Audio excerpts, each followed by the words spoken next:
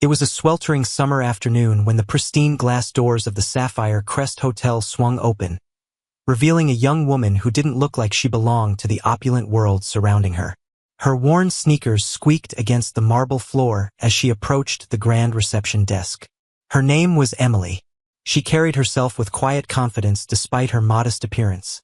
A simple sundress, a faded backpack slung over her shoulder, and strands of blonde hair sticking to her face from the heat. The receptionist, Amanda, a sharp-featured woman with a razor-sharp tongue, took one look at Emily and smirked. Her tailored suit and air of superiority were weapons she wielded with precision. This girl, Amanda thought, didn't belong here. The Sapphire Crest wasn't just any hotel. It was a sanctuary for the elite, a haven for the wealthy, and a fortress against the common folk. Emily stepped up to the counter and smiled politely. "Hi, I'd like to check in, please." Amanda arched a perfectly manicured brow, her tone laced with condescension. "Are you sure you're in the right place, sweetheart? The budget motel is a couple of blocks down." Emily's cheeks flushed, but she stood her ground. "I'm in the right place. I have a reservation." Amanda sighed dramatically, flipping through her computer with an exaggerated show of reluctance. "Name? Emily Brooks." Amanda's fingers clicked against the keyboard. A frown creased her forehead as she scanned the screen. "We don't have an Emily Brooks listed here. Are you sure you made the reservation? You know, sometimes people dream big and think they can afford places like this." Emily's patience thinned. "I made the reservation, and I have the confirmation email if you'd like to see it." Amanda waved a dismissive hand. "Email confirmation means nothing. Anyone can fake one. Let's be real here, you're not exactly our usual clientele. Why don't you save yourself the embarrassment and leave?" The humiliation burned hot in Emily's chest. She dug into her backpack, pulled out her phone, and thrust it toward Amanda. "Here, check it yourself." Amanda didn't even glance at the phone. Instead, she leaned in, her voice dropping to a venomous whisper. "Honey, this is the Sapphire Crest. Do you even know how much one night here costs? We don't let just anyone walk in off the street." Emily's hand trembled, not from fear but from the sheer frustration of being judged. She opened her mouth to retort when a sharp voice cut through the tension. "What's going on here?" Both women turned. A man in his late 40s, dressed impeccably in a tailored suit, strode toward them. His presence commanded attention, and Amanda immediately straightened, her demeanor flipping into one of forced politeness. "Mr. Carter," Amanda chirped. "There's been a little misunderstanding." Emily froze. The man standing before her was her father, Jacob Brooks. Though their relationship had always been complicated, he owned the Sapphire Crest, and she knew he wouldn't stand for this treatment. Jacob's piercing blue eyes locked onto Amanda. "Misunderstanding?" Amanda hesitated. "This young woman claims she has a reservation, but as you can see," she gestured toward Emily with a sneer. "She's clearly mistaken." Jacob turned his gaze to Emily. Recognition flashed in his eyes, but he said nothing that revealed their connection. Instead, he simply asked, "Do you have a reservation, miss?" Emily nodded, her voice firm. "Yes, I do. Under the name Emily Brooks." Jacob gave a small nod.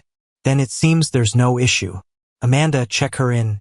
Amanda's mouth opened and closed like a fish gasping for air. "But, Mr. Carter, she—" "Now," Jacob commanded, his tone brooking no argument. Amanda reluctantly began typing, her face a mask of resentment. "Fine. A single room, I assume?" Jacob interjected. "No, she'll have one of our suites." Amanda's head snapped up, her eyes wide with disbelief. "A suite?" "Yes, Amanda. Is that a problem?" Amanda swallowed hard. "No, of course not." As Amanda handed over the key card with trembling fingers, Emily took it, her head held high. She didn't need to say anything. Her silence was louder than words. She turned and walked away, her step steady, but her heart raced with a mix of triumph and fury. This was only the beginning. Emily wasn't going to let this insult slide. Not because of her own pride, but because she knew she had to expose the rot beneath the surface of places like this.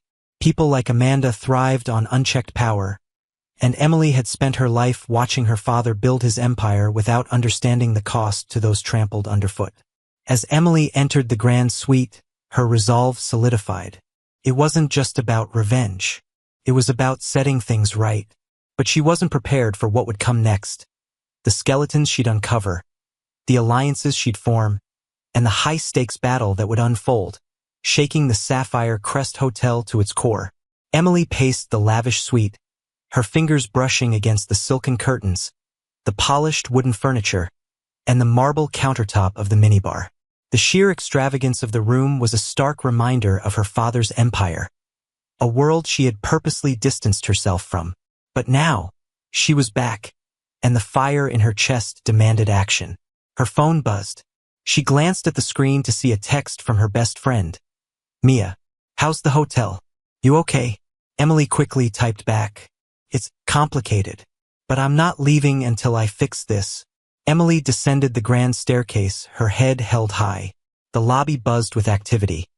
Businessmen barking into phones, tourists gawking at the chandeliers, and staff flitting about in hushed efficiency. Amanda stood at the reception desk, her posture stiff, her lips pursed into a thin line. Emily approached her like a storm brewing on the horizon. "Good morning," Emily said, her tone cool but edged with steel. Amanda looked up, the fake smile plastered across her face barely concealing her disdain. "Oh, it's you. Enjoying your stay?" "Immensely," Emily replied. "I'd like to speak with the manager." Amanda's smile faltered. "Mr. Carter is very busy." Emily leaned in, her voice dropping to a whisper. "Then tell him his daughter is here." Amanda froze, her eyes darting toward the office door. "Daughter?" Emily crossed her arms, waiting. Amanda stammered out an apology before disappearing into the office. Moments later, Jacob emerged, his expression unreadable. "Emily," he said, his voice steady. "Let's talk somewhere private." In his office, Jacob gestured for Emily to sit, but she remained standing. The tension between them crackled like static electricity. "What are you doing here?" he asked, leaning against his desk. "Trying to enjoy a vacation," Emily replied. "But your staff had other ideas." Jacob sighed. "I'll handle Amanda. She'll apologize." Emily's laugh was bitter. "This isn't just about her. It's about everything, the way people like her treat others because they think they can. The way this place thrives on exclusivity while stomping on anyone who doesn't fit the mold." Jacob's jaw tightened. "You don't understand how the business works, Emily. We cater to a specific clientele. And that gives your staff the right to humiliate people?" She shot back. "You've built a palace for the rich and powerful. But at what cost?" Jacob ran a hand through his hair, frustration etched across his face. "What do you want me to do?" "Let me work here," Emily said suddenly.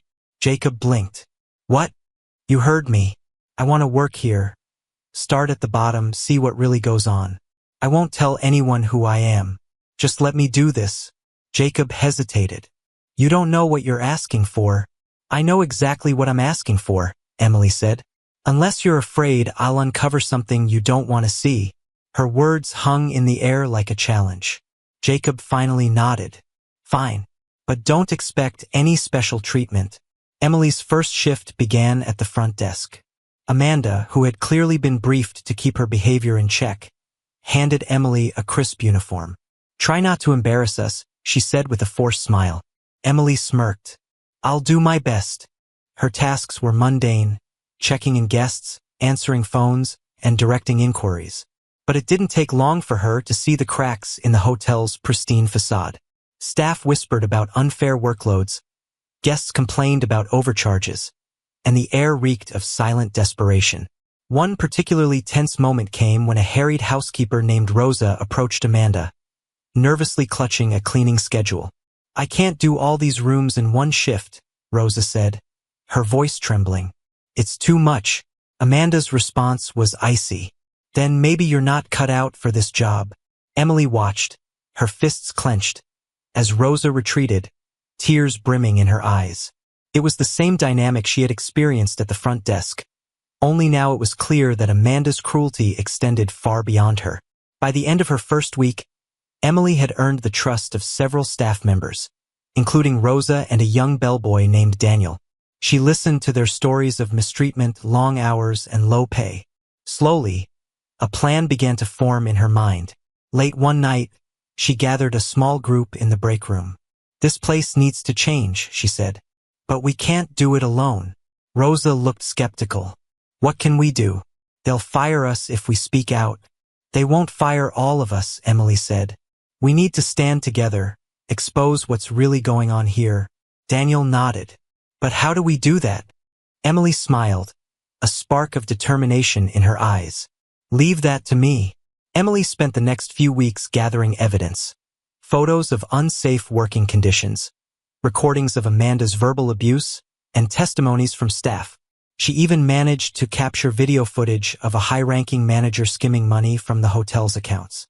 With everything compiled, she approached her father. This time, she didn't ask for permission. She demanded action. "Emily, this could ruin us," Jacob said, his face pale as he reviewed the evidence. "Or it could save us," she countered. "You always taught me to fight for what's right. Now's your chance to prove you meant it." Jacob's gaze softened. For the first time, he saw not just his daughter but a fierce, determined woman standing before him. "All right," he said. "Let's do this." What followed was a storm of media attention. Emily and Jacob held a press conference, exposing the corruption and pledging to rebuild the Sapphire Crest as a place of integrity. Amanda and the corrupt manager were fired, and the staff received better pay and treatment. The journey wasn't easy, and the road ahead was long. But as Emily stood in the lobby, watching Rosa smile for the first time in weeks, she knew it had all been worth it.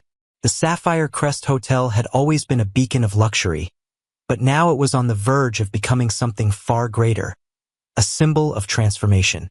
Emily's actions had sparked a revolution, both within the hotel and beyond its glittering walls. But as the dust settled, the real work began. The hotel's reputation hung by a thread, and both Emily and her father knew they had to rebuild not just its image, but its very foundation. Emily sat in the newly renovated break room with Rosa, Daniel, and a few other staff members. The atmosphere was tense, but it carried a sense of hope. Jacob entered the room, looking uncharacteristically humble. "Thank you all for coming," he began. "I know the past few months have been hard, harder than they should have been. And for that, I take full responsibility." The staff exchanged wary glances. Jacob continued, "This hotel was my dream, but somewhere along the way, I lost sight of what really matters, the people who make it all possible. That changes today. Starting now, every decision we make will prioritize fairness, respect, and dignity for everyone here." Emily watched her father closely. His voice lacked its usual commanding tone, replaced instead with genuine regret. She felt a pang of something she hadn't expected, pride. Daniel raised a hand hesitantly. "What about the pay cuts we've been dealing with? And the impossible schedules?" Jacob nodded. "Those were wrong and we're fixing them. Effective immediately, wages will be increased to a fair rate, and scheduling will be adjusted to ensure no one is overworked." Rosa spoke up, her voice trembling. "And Amanda? Will there be more people like her?" Emily stepped in. "That's why we're establishing a staff council, so you all have a voice in how things are run. If there's ever another Amanda, you'll have the power to hold them accountable." The room buzzed with cautious optimism. Emily didn't stop there. She worked tirelessly alongside Jacob to implement changes. They partnered with local organizations to ensure fair hiring practices and launched an employee wellness program. Weekly staff meetings became a norm, giving everyone a platform to voice their concerns and suggestions.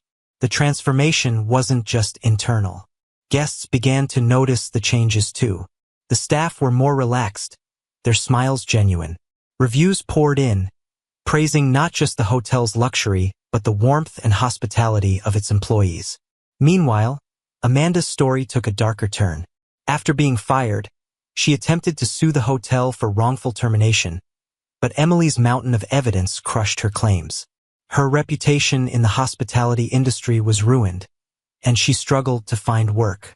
One day, Emily spotted Amanda outside a coffee shop, looking disheveled and defeated. Against her better judgment, Emily approached her. "Amanda," she said softly. Amanda looked up, her eyes narrowing. "What do you want? Come to gloat?" "No," Emily replied. "I came to see if you're okay." Amanda laughed bitterly. "Do I look okay?" Emily hesitated. "You made some bad choices, but that doesn't mean you can't start over. Everyone deserves a second chance. If they're willing to change." Amanda's expression softened, but she quickly masked it with a scoff. "Spare me your pity," Emily sighed, handing her a card. "If you ever decide you want help, call me." As she walked away, Emily couldn't help but wonder if Amanda would ever take her up on the offer. Months later, the Sapphire Crest held its grand reopening. The event was a spectacle, with glittering lights, a red carpet, and a guest list filled with influential figures. But for Emily, the real highlight was seeing the staff, dressed to the nines, laughing and mingling with the guests, their confidence radiating. Jacob took the stage to give a speech, but instead of addressing the crowd, he turned to Emily. "This hotel is more than just a business. It's a legacy. And tonight, I want to recognize the person who reminded me what that legacy should stand for. Emily, thank you for showing me what true leadership looks like." The crowd erupted into applause, but Emily's focus was on the faces of the staff. Their smiles were all the recognition she needed. In the weeks that followed, Emily considered her next steps. The Sapphire Crest was thriving, but her work there felt complete. One evening, Jacob found her sitting on the balcony of the suite she had once checked into under such different circumstances. "You're leaving, aren't you?" he asked. Emily nodded. "There's so much more I want to do." This was just the beginning. Jacob smiled, a rare warmth in his eyes. "Wherever you go, you'll make a difference." "I'm proud of you, Emily." For the first time in years, Emily felt the weight of their complicated history lift. "Thanks, Dad." As Emily packed her bags, she looked around the room one last time. The Sapphire Crest had been a battleground, a classroom, and a home. It had changed her as much as she had changed it. With one final glance at the hotel's glowing facade, Emily stepped into the waiting cab, ready to take on whatever challenge came next. Because if there was one thing she had learned, it was that true change always starts with one person daring to take a stand.